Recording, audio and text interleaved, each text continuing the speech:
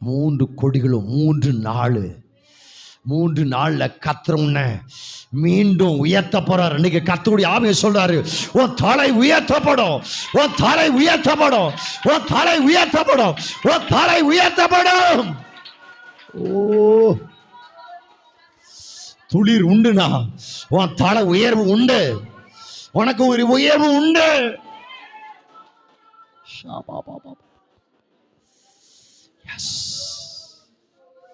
S, உன்னை மறுபடியும் உன் நிலையில நிறுத்துவாரு. எஸ், நிறுத்த போறாரு உன்னை.